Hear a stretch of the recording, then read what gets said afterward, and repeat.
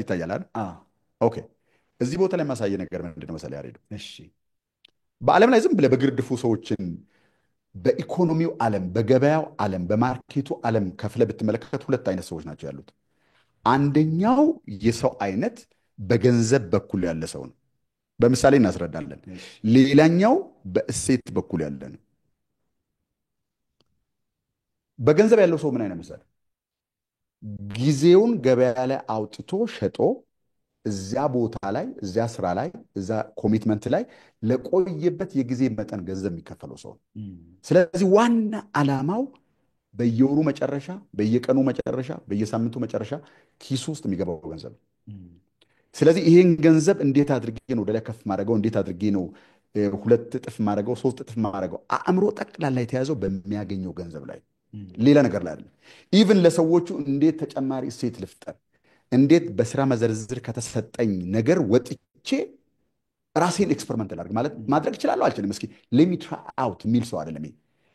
ትሪኮችን አድርጎ እድገት አግኝቶ ወይ ደግሞ የተሻለ ደሞዝ የሚከፈልበት መስሪያ ቤት ተቀጥሮ የሆኑ ትሪኮችን አድርጎ የተሻለ ገንዘብ ማግኘት የሚያስብበት። እነዚህ ሰዎች ብዙ ጊዜ ህይወታቸውን፣ ጊዜያቸውን ለገበያው ዓለም አቅርበው ላቀረቡት ጊዜ ገንዘብ የሚያገኙ ሰዎች ናቸው። በሌላ በኩል ደግሞ ስትመለከት ይሄኛውን መንገድ 2 ዓመት፣ 3 ዓመት፣ 4 ዓመት፣ 5 ዓመት ኖረውበት ሲያዩ እድሜ ልክ ልትኖርበት የሚገባ ቦታ አይደለም ይሄ ቦታ። ለምን መሰለ? ስህተቶችን እናሳያለን ወደፊት። ዛሬ ባለው ነገር ላይ አንድ ነገር ልንገርህ። ብዙ ሰዎች ከስራቸው ቢላቀቁና ቢዝነስ ቢጀምሩ ህይወታቸው እንደሚለወጥ ያስባሉ። ግን አንድ ነገር ልንገርህ፣ ሁላችንም እንደምናውቀው ማለት ነው። አንድ በሆነ ነገር ጥሩ የሆነ ሰው፣ ለምሳሌ ፒዛ የሚጋግር ሰው፣ በጣም ጥሩ ባለሙያ ነኝ እኔ ፒዛ ቤት ብከፍት፣ ምናልባት ይሄ ሰው ፒዛ ቤት እየሰራ ሊሆን ይችላል። አሁን የፒዛ ቤት ቢኖረኝ እኔ ብሰራው ህይወቴ ለአንድና ለመጨረሻ ጊዜ ይለወጣል። ያን የሚያማምር ፒዛ ለደንበኞች አቅርቤ ህይወቴን እለውጣለሁ ብሎ የሚያስቡ ሰዎች አሉ። ከዛ በኋላ ይጀምሩታል። እንግዲህ ሲጀምሩት በቴክኒሻን አእምሮ ነው የሚጀምሩት። ቢዝነስ ማለት የሆነን ነገር ሰርቶ ለደንበኛ ማቅረብ ማለት ነው ብለው ነው የሚጀምሩት። ልክ እንደገቡ ለደንበኞች ለካ አገልግሎት የሚሰጡ ፒዛ ከመጋገር ውጭም ያሉ በጣም ብዙ ስራዎች አሉ። ደንበኛውን በፈገግታ ማናገር፣ ስቶር ማኔጅ ማድረግ፣ የምታስገባውን የዱቄት መጠን። በብዛት ዱቄት ከገዛ ገንዘብ ከእጅ ላይ ይጠፋል። ስለዚህ ገንዘቡ በዱቄት ይያዛል። ይሄን ትሬድ ኦፍ መስራት፣ ገንዘቡን ሌላ ነገር ልስራ ላድርግበትና ትንሽ ዱቄት ላምጣ ካልክ ደግሞ በተወሰነ ጊዜ ውስጥ የዱቄቱ ዋጋ ስለሚጨምር ገንዘቡን በዚህ በኩል ሰራህበት እንጂ በዚህ በኩል ደግሞ ይሄን ሁሉ ትሬድ ኦፍ ማድረግ ያስፈልጋል። የሰራተኞችን ባህሪ አውቆ ሰራተኞችን ማስተዳደር ይጠይቃል። ድንገት ባልጠበቅከው ሰዓት አንዱ ይወጣል፣ እሱን ቦታው ላይ መተካት ያስፈልጋል። አንተ ቆንጆ ፒዛ ጋጋሪ ነህ፣ ግን ፒዛ ጋጋሪውን እንደ ቢዝነስ አድርገህ ስትገባበት ከፒዛ መጋገሩ የሚያወጡ ብዙ ነገሮች አሉ ቢዝነሱ አካባቢ። ከዛ ምን ይሆናል መሰለህ? ሰው ነበር ያንተ አለቃ በሌላ ሰው ድርጅት ውስጥ። አሁን ግን የገዛ ራስህ ቢዝነስ ያንተ አለቃ ይሆናል። ለዘላለም ተጨማሪ ጊዜ አታገኝም። ካሽፍሎ ልታገኝ ትችላለህ የተወሰነ ነገር፣ ግን ቢዝነሱ ውስጥ ገብተህ ተመስጠህ እስከሰራህ ድረስ የበለጠ ብሩታል የሆነ ጨካኝ የሆነ ማያዝንልህ እስከ ዕድሜ መጨረሻ ድረስ እያታገለህ የሚቀጥል አለቃ ነው በራስህ ላይ እየሾምክ ያለሁ ማለት ነው። ብዙ ጊዜ ይሄን ነገር ከፍ ብለህ በትልቁ ወደ ታች ማየት ካልቻልክና ውስጡ ከገባ አይታይም። ቢዝነሱ ላይ ስትሰራ ነው ቢዝነሱ የሚያደርገው እንጂ ቢዝነሱ ውስጥ ገብተህ እንደ የትኛውም አይነት የቢዝነሱ ኤሌመንት ወደ ከሰራ አያድግም።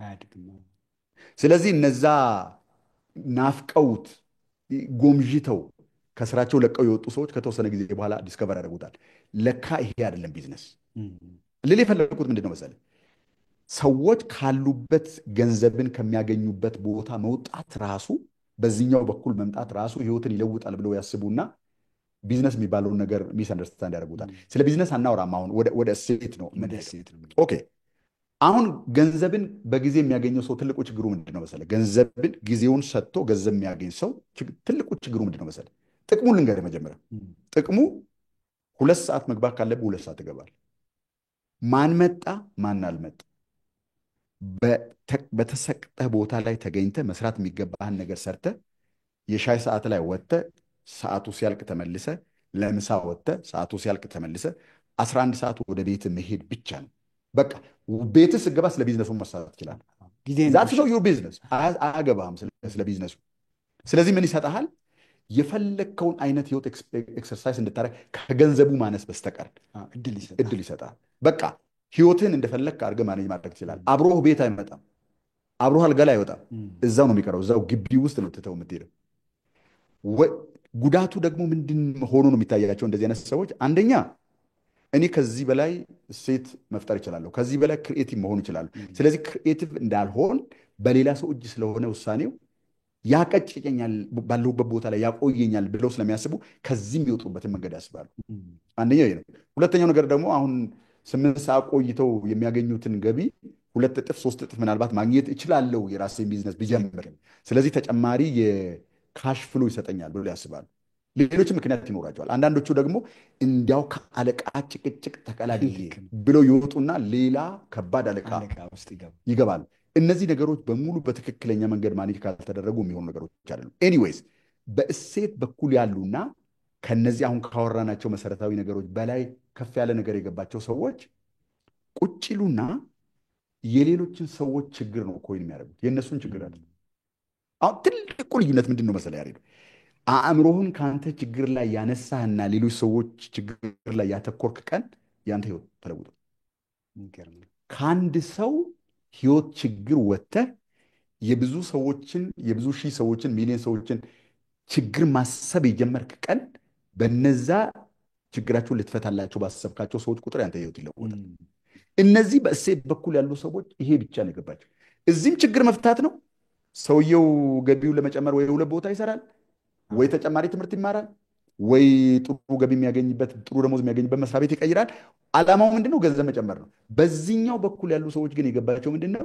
የኔን ችግር ብቻ ከምፈታ ለምን የኔን ችግር ለጊዜው ቁጭ አድርጌ የብዙ ሰዎችን ችግር አልፈታምና በአንዴ የኔ ችግር ለምን አይፈታም ብለው ነው የሚያስቡ። በቃ ልዩነቱ ይሄ ብቻ ነው። ትንሽ እያመለካከት ሰፊ አይነት ልዩነት ያመጣል። ዳስ ራይት። ሁለተኛው ነገሩ ደግሞ ምን መሰለህ? ያንተን ችግር ስለመፍታት ስታስብ ሁሉ ነገር ይከብዳል። ምክንያቱም ችግሩ ውስጥ ነው ያለው። ውስጡ ሆነህ ነው ለመፍታት የምትታገለው። የሌሎችን ሰዎች ችግር ለመፍታት ስታስብ ግን ያን ያህል ጭንቀት አይሰማም። ከውጭ የሆነ ነው የሌላ ሰው ችግር። ስለዚህ አእምሮ ሳይጨናነቅ በጣም ክሪኤቲቭ በሆነ መንገድ ይሄን እንዲባረግ ይሄ ስሜቱ ያንተ አይደለም። ገብቶሃል? በችግሩ እየተቸገረ ያለ ሌላ ሰው ነው።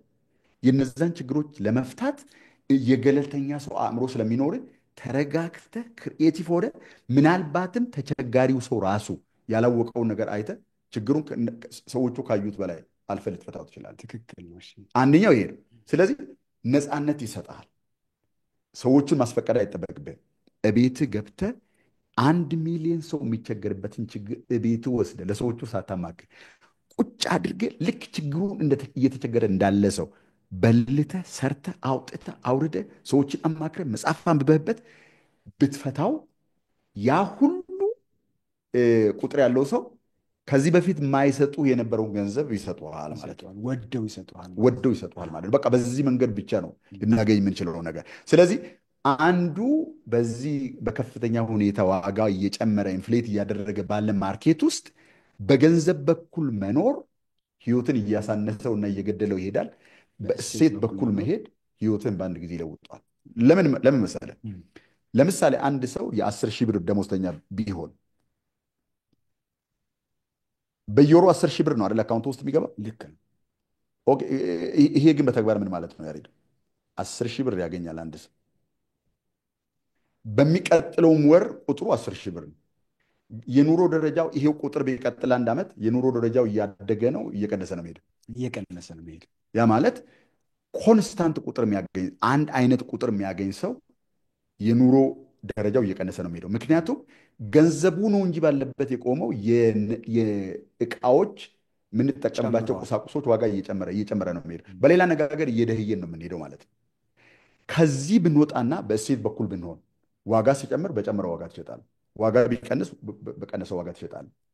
ከስረ ግን አይደለም ትሸጠው። ሁለቶቹን ስታይ የገንዘብ የመግዛት አቅም እየወረደ ነው የሚሄደው። የእሴት ገንዘብ የማምጣት አቅም እየጨመረ ነው የሚሄደው። ባጭሩ ሰው ህይወቱን መለወጥ ከፈለገ በገንዘብ በኩል ካለው የአእምሮ መዋቅር እሴት ወደሚፈጠርበት የአእምሮ መዋቅር ነው መመለስ ያለበት። ይገርም። ግን ከየት ነው የምንጀምረው ነው አሁን ትልቁ ጥያቄ። እሱን ፎርሙላ ነው እንድናወራ የፈለግኩት። በጣም ጥሩ። እሱኛውን ካወራም በኋላ ወደ ጥያቄና መልስ ነው የምንሄድ። አሳጥሬ ነው የማወራው። በጣም ጥሩ። ሁሉም ሰው ራዕይ አለው ብለናል አይደለ? አዎ። ያንተ ራዕይ ብዬ ልጻፈው እዚህ ጋር። ያንተ ራዕይ በምንም አይነት መንገድ ከአንድ ነገር መብለጥ አይችልም። ምን ይመስላል? ወደ መሬት መጥቶ መተግበር የሚችል ከሆነ ይሄ ራዕይ ያልከው ነገር ቤት መገንባት፣ አንዳንዶቹ ሰዎች ጋር እንዳየነው ቤት መገንባት አይደለም፣ የቤቱን አይነት ለውጦ ከፈለግ ቤት መገንባት፣ የግል አውሮፕላን መግዛት፣ ምናልባትም የጎልፍ ሜዳ ጀርባው ላይ ያለው ቤት፣ በየወሩ አንዳንድ ትሪሊየን ብር ገቢ የሚያመጣል ቢዝነስ ዋሬቨር፣ ይሄም መገንባት ፈለግ አይደል? ይሄ በአንተ ላይ ነው ኃላፊነት የሚጨምረው እንጂ ግን ፖሲቢሊቲ ነው። ለምን ቢባል በሌሎች ዓለማት ያሉ ሰዎች አድርገውታል። ኦኬ፣ ያንተ ራዕይ እንዲሳካ ካስፈለገ ማድረግ የሚገባ አንድ ነገር አለ። ምንድን ነው እሱ? ችግር መፍታት። የሌሎች ሰዎች ችግር እንዲህ አድርገን እናስቀምጠው። የሌሎችን ሰዎች ችግር መፍታት አለብን። የሌሎችን ሰዎች ችግር መፍታት አለብን። ኦኬ፣ የሌሎችን ሰዎች ችግር የምትፈታው ምን አድርገን? ችግር የሚፈታበት ብቸኛው መንገድ ለችግሩ መፍትሄ በማምጣት ነው አይደል? ትክክል።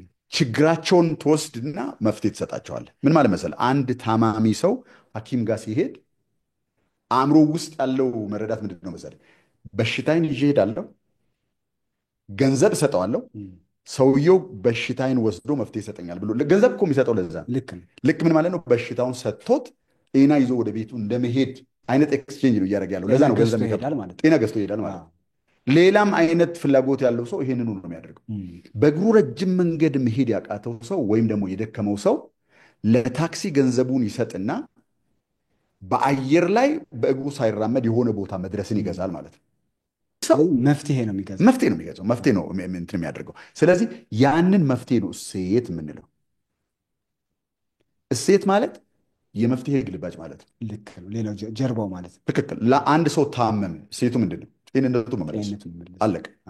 አንድ ሰው የክብደት ችግር አለበት፣ ሰውነቱ በጣም ወፈረ። ችግሩ ይሄ ነው። መፍትሄው ምንድን ነው? መቀነስ። ክብደቱን የሚቀንስበትን ሬጅመንት ወይም መድኃኒት ወይም ኦፕሬሽን ወይም የሆነ ነገር ነው የምትሰጠው። በኦፕሬሽን በጥቂት ደቂቃዎች ውስጥ ፋቱን ከሰውነት ውስጥ አውጥተው ሸንቃጣ የሚያደርጉ ሰዎች አሉ። በሳፕሊመንት፣ በመድኃኒት፣ በምግብ የሚያክሙ ሰዎች አሉ። በስፖርት እናክማለን የሚሉ ሰዎች አሉ። ይሄንን በሙሉ አንድ ላይ አምጥተው ኦርጋናይዝ የሆነ የክብደት መቀነስ የሚነግሩ ሰዎች አሉ። ኦኬ፣ እነዚህ ሰዎች የሚሰጡ ነገር ለችግርህ እንዲያገለግል ነው ማለት ነው። ችግርህ ልትፈታ ያሰብከው ችግር ልትሰጠው ካሰብከው መፍትሄ ጋር እኩል መሆን አለበት ማለት ነው። አሁን የዚህ ባለ ራዕይ ዋና ስራ ምንድን ነው ካልከኝ፣ ችግሩን በደንብ ተረድቶ ለችግሩ የሚሆን ምላሽ ማምጣት ነው። እሴት ማለት እሱ ማለት ነው። አንዳንድ ነገሮችን እያሰብኩኝ ነበር ያደርገው። ለምሳሌ በኤግዛምፕል አወራለሁ ምን ለማለት እንደፈለግኩኝ እንበልና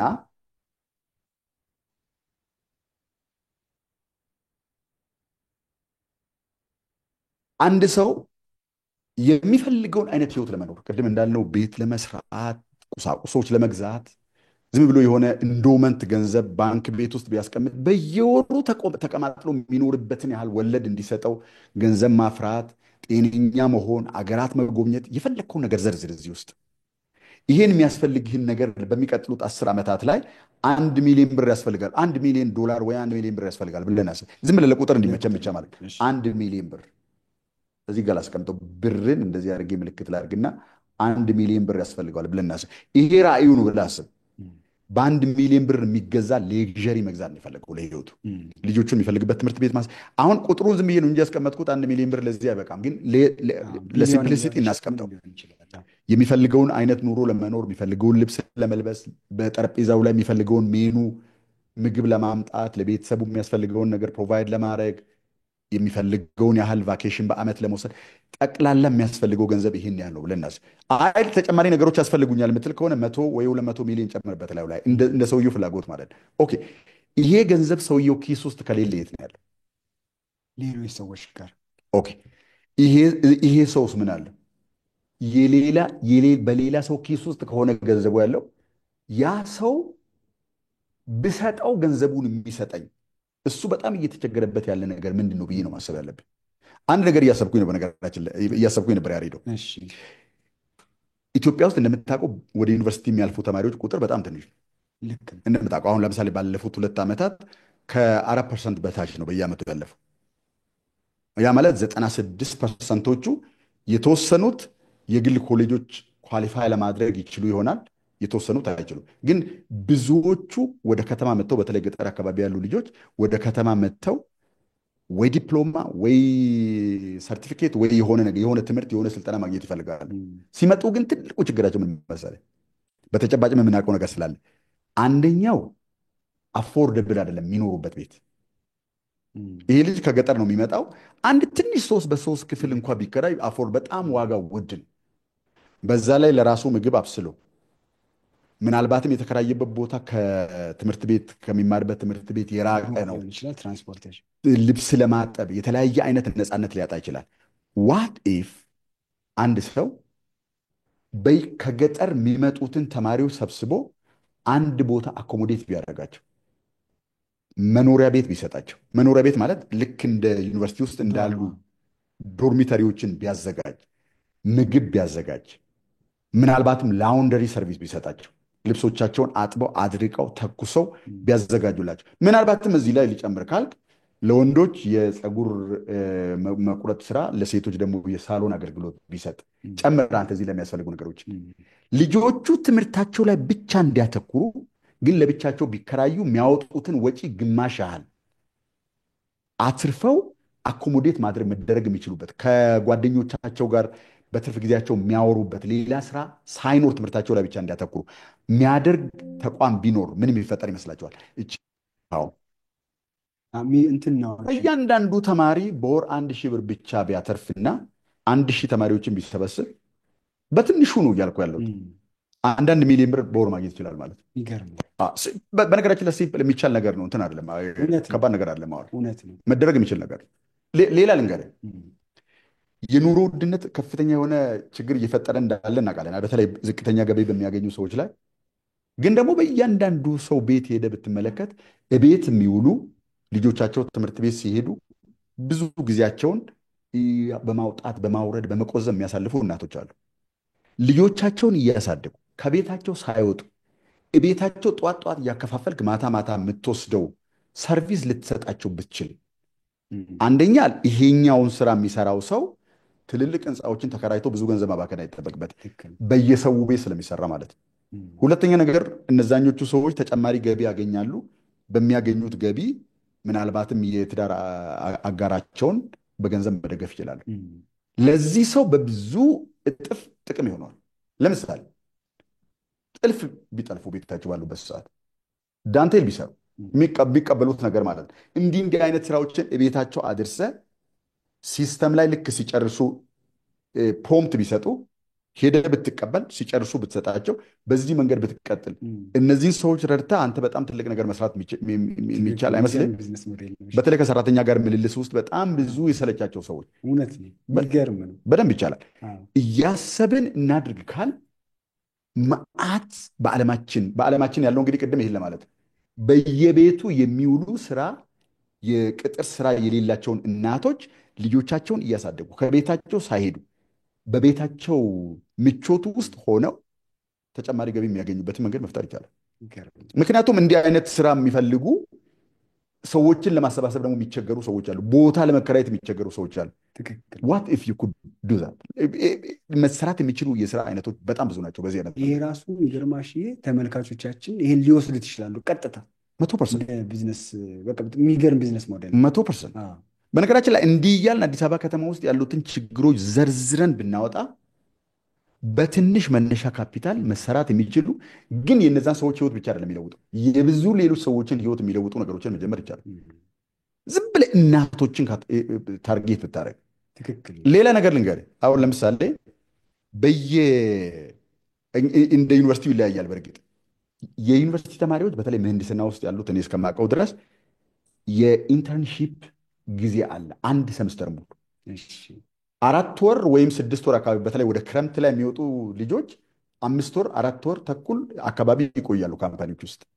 እኔ ዩኒቨርሲቲ ውስጥ በነበርኩበት ሰዓት ተማሪዎችን ተቀበሉልን፣ እኛንን አበል የምንከፍለው እኛንን ደሞዝ የምንከፍላቸው ለልጆቹ፣ እናንተ ብቻ ተቀብላችሁ አሰሩልን ብለን ለምንን አይሻሉም። ካምፓኒ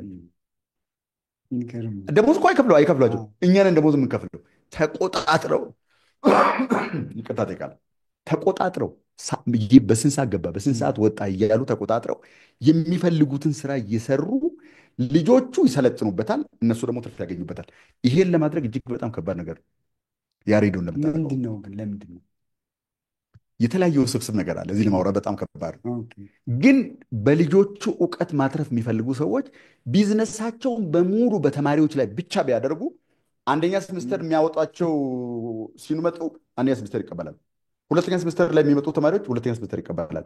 ልጆቹን በደንብ አድርገው ፕሮፋይል ቢያደርጓቸው፣ ስራ ቢሰጧቸው፣ ይህን ስሩ ብለው ቢቆጣጠሯቸው ለልጆቹ እጅግ በጣም ጠቃሚ ነው። ነገራችን ላይ ሪሉ ዓለምን እንደሚመስል በደንብ አድርገው ያዩበት ፕሮጀክት ቢያሰሯቸው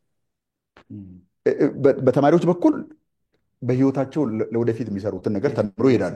በእነዚህ በኩል ደግሞ ያለው ትንሽ አበል እንኳ ቢከፍሏቸው በጣም ብዙ ትርፍ ሊያገኙ ይችላሉ። የሰራተኛ ግን ደሞዛቸው ከባድ በጣም አናሳ ነው። 100% ዝቅተኛ ተቋማት ግን አይቀበሉም። በጣም ይገርም። ይምጣና ሆቴል ውስጥ ያገልግል ይሻል። በጣም በጣም አስገራሚ ነገር። ዓላማህን በእነሱ ላይ ብቻ አድርገ፣ ቢዝነስ ሞዴልህን እነሱ ላይ ብቻ አድርገ፣ የተወሰነ ስልጠና ሰጠ፣ ጋይድላይን ሰጠ፣ እየተቆጣጠርክ ብታሰራቸው ልጆቹ ይሰራሉ። ለነሱ ትልቅ ጥቅም ነው። ለመሰለ ትምህርት ቤት ግቢ ውስጥ ሪል ዓለም ምን እንደሚመስል ልጆች አያውቁም እስከሚወጡበት ቀን ድረስ። ካሁኑ ቢያውቁ ቢዝነስ እንዴት ማቋቋም ከፈለጉ እንደሚያቋቁሙ ወይም ደግሞ በቢዝነስ ሴቲንግ ምናልባትም ሳይመረቁ በፊት የሚቀጠሩበትን ቦታ አመቻችተው ሊሄዱ ይችላሉ። ብዙ እንደዛ ያደረጉ ልጆች ስላሉ ማለት ነው። እንቁጠር ካል ከጥቅም በታች እየተገለገልንባቸው ያሉ ሰዎች አሉ፣ ህንፃዎች አሉ፣ ብዙ አቅሞች አሉ። ይሄም ቁጭ ብሎ ማሰብ ብቻ ነው የሚያስፈልገው። ግን ከሁሉ ነገር በፊት የሚቀድመው ምንድነው? ምንድነው ልፈታ የፈለግኩት ችግር? ምንድነው ልፈታ የፈለግኩት ችግር? ይሄን ካየ ለዛ ችግር የሚመጥን ግጥም የሚል እሴት ቁጭ ብለን መፍጠር እንችላለን። ባለፈው የእርጉዟን ሴት አውርተናል። በቃ ተንሸራታ እንዳትወድቅ ነው የምትፈልገው። ኦኬ፣ ስለዚህ የማያንሸራትት ሰው ነው የምትሰጠት። አንዳንድ ሴቶች እግራቸው ያብጣል። ስለዚህ ከእግራቸው ጋር አብሮ ኤክስፓንድ የሚያደርግ የሚለጠጥ እንትኑ ላይ የሚገጠም የውጨኛው ከቨር ነው የሚያስፈልገው። ይህ ወደኋላ ነው የምትሰራው ማለት ነው። የሚፈለገውን ነገር ካወቅ ወደኋላ ተመልሰን የምትሰራው። አሁን ይህን ፖድካስት ለምንድን ነው የምንሰራው? የሆኑ ቁርጥ ያለ ነገር የገባቸው ሰዎች አሉ። ይሄን አንድ ላይ አምጥተን ሙሉ ልክ እንደ ትምህርት ያለ ካሪኩለም ብንሰጥ ሙሉ ምስል ይኖራቸዋል ብለን ነው አይደለ? ዳስ ዋት ዊ አር ዱይንግ ዲስ። ስለዚህ ልክ ይሄ ማለት ነው። ወደፊት እንሄድና ችግሩን እናጠናለን፣ ወደኋላ እንመለስና ልክ በዚህ መንገድ እናዘጋጃለን። አሁን ይህን ለማዘጋጀት ከቅደም ጀምረ ስንጎትቶ የነበረውን ገመድ ከዛ ስናመጣ ስንቀጣጥል አይታል ስናደርግ የነበረውን ነገር። ስለዚህ ምን ለማድረግ ነው ማለት ነው? የሆነ ልንመታ የፈለግነው ዓላማ አለ፣ ልንፈታ የፈለግነው ችግር አለ። ለዛ ነው እዚህ ቦታ ላይ ቁጭ ያልነው። ምንም እንኳ ለኦዲየንሳችን ይሄን ነገር በነፃ ብንሰጥም በእርግጠኝነት ምናልባት በሚሊዮኖች የሚቆጠር ገንዘብ ሊያወጣ የሚችል አገልግሎት ነው በዚህ ሰዓት እየሰጠን ያለ። በነፃ ነው ማለት ነፃ ነው ማለት አይደለም ማለት ነው። በሌላ አነጋገር ይሄ ማለት ነው በቃ ባለቀ። ስለዚህ ያንተ ራዕይ ቢበዛ ልትፈታ ያሰብከውን የማህበረሰብ ችግር ነው የሚያክለው። ያ ደግሞ በፈጠርከው የእሴት መጠን የሚሸፈን ችግሩን በደንብ አውቀ እሴት ካልሰራህለት የሚፈጠር ነገር የለም። ስለዚህ ሄዶ ራዕይ በምትፈጥረው እሴት የተወሰነ ነው ማለት ነው። ኦኬ፣ አሁን ወደ ፎርሙላው እንሂድ። አሁን ፎርሙላ ላይ ምን ብለናል? 1 ሚሊዮን እኩል ይሆናል 2 ቦታ ከፍለን ነው የምናየው። አንድ ሰው ህይወት ላይ ገብቶ የ1000 ብር ተመን ያለው እሴት መጨመር ብትችል ምን ማለት ነው? አሁን ልክ ይሄንን አሁን የምናደርገውን ላይቭ የምናደርገውን ኮርስ ወደ ኤክስክሉሲቭ ኮርስ ብንጨምረው ብንለውጠውና በእያንዳንዱ ሰው ላይ የ10,000 ብር ዋጋ ያመጣል። ግን እኛ ግድ የለም 1,000 ብር ብቻ ኮት እናድርግ ብንል 1,000 ብር ለአንድ ሰው ኮት ማድረግ እንችላለን ማለት ነው። በባለገጽ ነው ልከውን ያደርግ። ስለዚህ ለአንድ ሰው ሄዶ አሁን የፈጠርነው ሴት የሚጠቅመውን በገንዘብ ብትተምን 1,000 ብር ብቻ ያወጣል ብለን እናስብ። 1,000 ብር ማለት ሲባዛ 100 ሰዎች ብናገኝ 1,000 ሰዎች ብናገኝ ይህንን አገልግሎት የምንሰጣቸውን 1,000 ሰዎች ብናገኝ 1,000 ሰዎች 1 ሚሊዮን ብር አግኝተናል አላገኘም? በቃ እኩል ሆነ ማለት ነው። ስለዚህ አሁን የሚያስጨንቀኝ ምንድን ነው መሰለህ? የ1,000 ብር ዋጋ ያለው ሰው ህይወት ላይ ገብቶ የእውነት ውጤት የሚያመጣ የሆነ ነገር የሚያሻሽል የሆነ ችግር የሚፈታ ነገር እንዴት ልፍጠር? በቃ ጭንቀቴ የማገኘው ገንዘብ አይደለም መሆን ያለ እንዴት ነው የ1,000 ብር እሴት የምፈጥረው? እሴት መፍጠር የምትችል አለቀ። ስለዚህ ሙሉ በሙሉ የሰው ህይወት የሚወሰነው በምንፈጥረው እሴት ላይ ነው። እሴት በእንግሊዝኛ ቫሊዩ ነው። you are as valuable as the magnitude of value you can create for the world። በቃ አለቀ። ለዓለም በምንፈጥረው የእሴት መጠን እየተወሰነ ነው ህይወታችን። ኦኬ። ስለዚህ ባለንበት ቦታ ሆነን ይህን ኤክስፐሪመንት መጀመር እንችላለን ነው። በተቀጠርንበት መስሪያ ቤት ውስጥ የመንግስትም ይሁን የግልም ይሁን ኤንጂኦም ውስጥ ምንም ይሁን ባለንበት ቦታ ላይ ሆነን የእኛን የውስጥ ክንውን ብቻ ሳይሆን በውጭ ባለው ሰው ህይወት ላይ አርፎ በሰውየው ህይወት ላይ ሊያመጣ የሚችለውን ፖዚቲቭ ኢምፓክት በገንዘብ ተምነን ይህን እያሻሻልን መሄድ እንችላለን ነው ብቻ ነው ጥያቄ ማለት ነው። ኦኬ። ይህን ማድረግ የማይችል ሰው ማን ነው ትልቁ ጥያቄ። ለምን ችግር የሌለበት ሰው የለም እኮ። በትክክል ችግር የሌለበት ሰው የለም፣ መፍትሄ የማይፈልግ ሰው የለም። በትክክል። ስለዚህ ይሄን እኔ ደግሞ ጥሩ ጥሩ ምሳሌዎች አንስታላሽ ማለት አሁን አንዳንዴ ዓለም ላይ ችግር አለ፣ እሱን ለመፍታት ከተነሳን ለውጥ እናመጣለን ብለን ስንናገር ችግሩ ብዙ ከመሆኑ የተነሳ የቱን መምረጥ እንደሚችል እሱ ነው ከባድ። እንደውም ይቸግራል። ስለዚህ አሁን ያነሳቸው ምሳሌዎች በጣም ቆንጆ ናቸው። ከትንሹ እንዲጀምሩ ሁሉ የሚያደርግ በትክክል ካለበት ቦታ መጀመር ትችላለህ። በጣም ደስ የሚለው ነገር እሱ ነው። አርግ የምትፈልገውን ነገር። ኦኬ። ስለዚህ ለተመልካቾችን የምንሰጠው ነገር ምንድን ነው መሰለህ? ይሄ በነገራችን ላይ ለንግድና ለቢዝነስ ብቻ አይደለም። ይሄ አሁን ያለውን ቢዝነስ ነው ማለት አይደለም። ስለ ቢዝነስ ሌላ ጊዜ እናወራለን። ይሄ ቢዝነስ አይደለም። አንድ ሰው እየሰራ ያለውን ነገር እየሰራ ግን ደግሞ በጣም በራሱ ላይ ዋጋ እየጨመረ ራሱን እያሰለጠነ ማግኘት የሚገባውን አሁን ማግኘት እያገኘ ያለውን ገቢ በ4 እጥፍ በ5 እጥፍ ምናልባት በ10 እጥፍ በአጭር ጊዜ ውስጥ ማሻሻል ይችላል።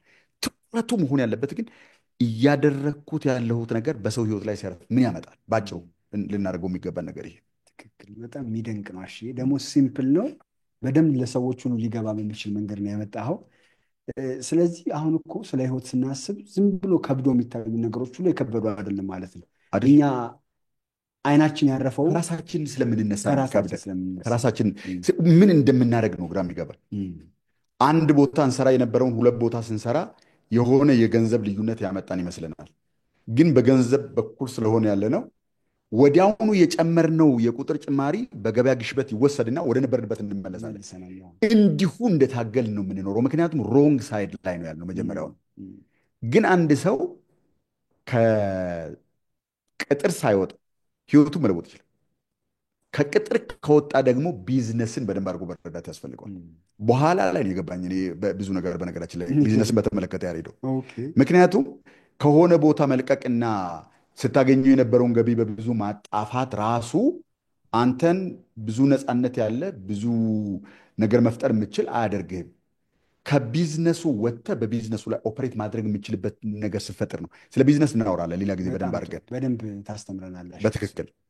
በጣም ጥሩ። ስለዚህ በያላችሁበት ቦታ ያላችሁ ሰዎች፣ ገጠር ያላችሁ፣ ወረዳ፣ ከተማ፣ በጣም ትንንሽ ከተሞች፣ ገጠር ውስጥ ትላልቅ ከተሞች እንደ ሐዋሳ፣ እንደ አዲስ አበባ፣ እንደ ባህር ዳር፣ እንደ መቀሌ፣ እንደ አርባ ምንጭ፣ እንደ አዳማ ትላልቅ ከተሞች ውስጥ ያላችሁም ሰዎች በያላችሁበት ቦታ አውድ ብዙ ችግሮች አሉ። ብዙ መፈታት የሚገባቸው ነገሮች አሉ። ዝም ብላችሁ ዙሪያችሁ ያለውን ነገር ተመልከቱ። ሰዎች ያ ችግር ቢፈታላቸው ገንዘብ የሚከፍሉበት በጣም ብዙ ችግር አለ። ሞልቷል። 100%። ለምን በችግር በተሞላ ዓለም ውስጥ ነው የምናውረው። ሊፈታ በተገባው ማለት ነው። በጣም እንዳልከው አሁን ቼዝ ፕሮፌሽናል ሆኖ እንኳን ሲጫወቱ አንተ ከውጭ ሆነ ስታይ ይታያል። አንተ ከጭንቀቱ ውጭ ነህ አንተ። በጣም ትክክል። ፕሮፌሽናል ተሆኖ እንኳን እዛ ውስጥ ስትሆን የምትሄድበት ይጠፋሃል። በትክክል። ስለዚህ ከራሳችን ውስጥ ስለምንጀምር ነው ችግሩ ማለት ነው። በትክክል። አሁን ከውጭ ነው ልንፈታው የተገባው ችግር ውጭ ስለሆነ ያለው ትክክል። ከውጭ ነው ማተኮር ያለብን። በትክክል። ከውጭ ካየ አንደኛ የጭንቀቱ አካል አይደለም። ሁለተኛ ነገር መነሻ ካፒታል አያስፈልግም ለማሰብ። ምክንያቱም ችግሩ የሰዎች ነው። በገለልተኛ አይን ማየት ትችላለህ። ምኑ ቢነካ ምኑ ላይ ዋጋ መጨመር እንደምችል ታውቃለህ። ገበያ እያቀረበ ያለውን ለዛ ችግር ገበያው እያቀረበ ያለውን ነገር ታውቀዋለህ። ምን ቦታ ላይ ብትጫወት ያን ነገር መለወጥ እንደምችል በደንብ አድርገህ ማወቅ ትችላለህ። በነገራችን ላይ ስናስተውል ነበር ይሄን ነገር አተኩረ ካየ በደንብ አድርገህ ነው የምታውቀው። ያስተዋልኩትን ነገር ልንገርህ። በተለይ እንደዚህ እንደ አዲስ አበባ ባሉ ትልልቅ ከተሞች ላይ አሁን ትልቁ ችግር ምን መሰለህ?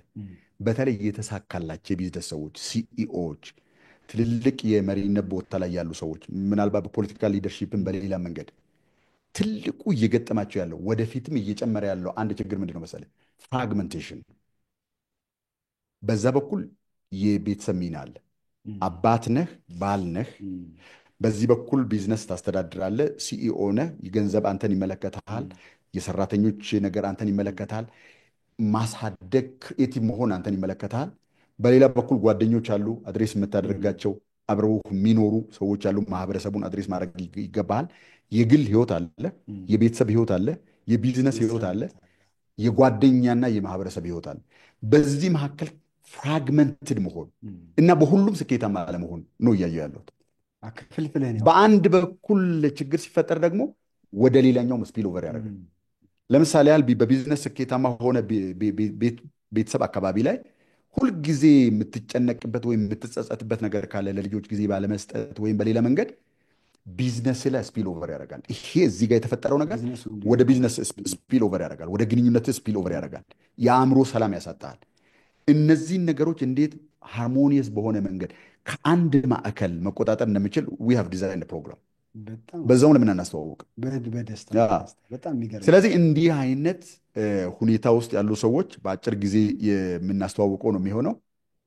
ሰዎች በሁሉም የህይወታቸው ክፍል ውስጥ ከአንድ ማዕከል ከአንድ ሪትሪት ሴንተር እንዴት ህይወታቸውን ሃርሞናይዝድ በሆነ መንገድ አንዱም ኮምፕሮማይዝ ሳይደረግ ሁሉም ስኬታማ በሆነ መንገድ እንዴት መመራት እንደሚችል ወደፊት ስልጠና መስጠት፣ ኮች ማድረግ እንፈልጋለን።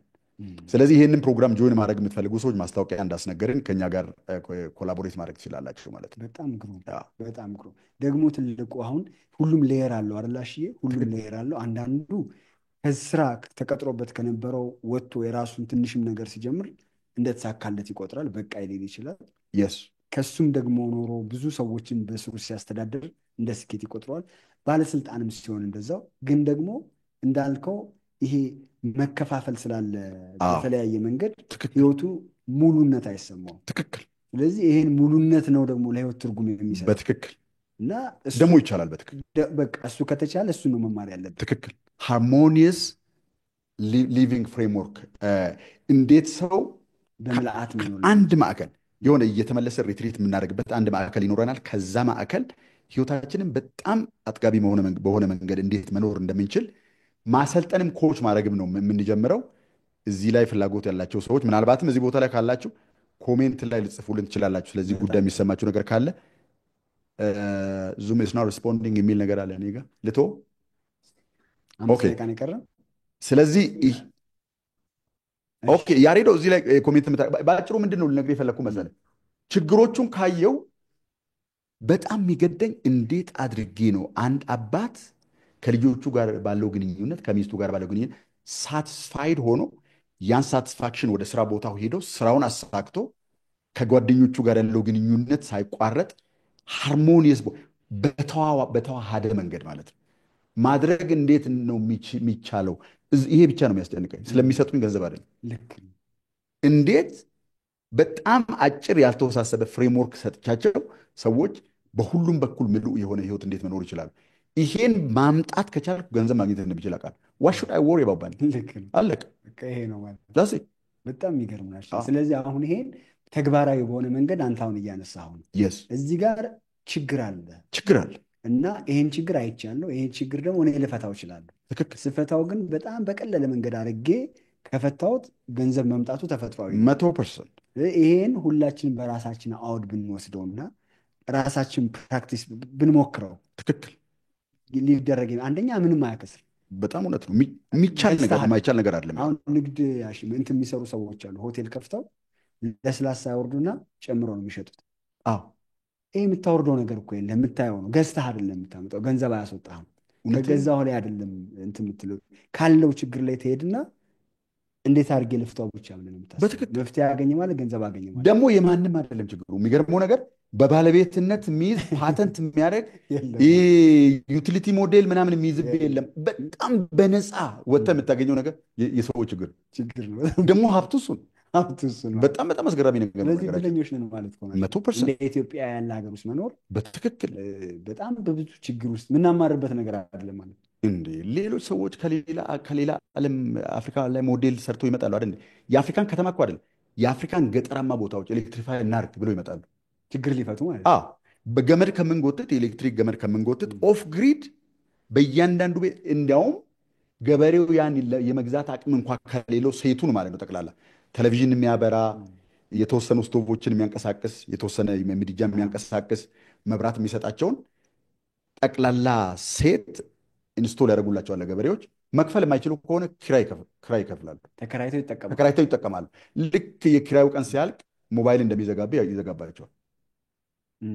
ስለዚህ ከሌላ ዓለም አፍሪካ ላይ እንደዚህ ብለው የሚመጡ ከሆነ የኛ ገንዘብ ያላቸው ሰዎች ወይም ገንዘብ የሌላቸው ሀሳብ ያላቸው ገንዘብ ካላቸው ሰዎች ጋር መጥተው የኢትዮጵያን ሩራል ኤሪያ ለምንድን ነው ኤሌክትሪፋይ ማድረግ? ባዶውን ያለ ቢዝነስ ማለት ነው። ቴክኖሎጂ አለ፣ አንተ የምታመጣው ነገር የለም እዚህ። ስለዚህ አሁን ይሄ ለእነዚህ ለኢምፓክት ቤተሰቦቻችን አሁን ግልጥ አድርገህ እያስቀመጥክ ያለው ነገር ምንድን ነው? ችግር አድኑ ነው። አዎ ችግር አለ፣ ሞልቷል። ከሱ ላይ የትኛውን ነው ለእናንተ በቀለላችሁ መንገድ ልፈቱት የምትችሉት? ትክክል። አሁን ደግሞ አንዳንዶቹ ምን ይላሉ መሰለህ ያሬዶ፣ ልክ አንተ እንደዛ ስትል ችግሩን አውቀዋለሁ እኔ ገንዘብ ነው ይልኝ።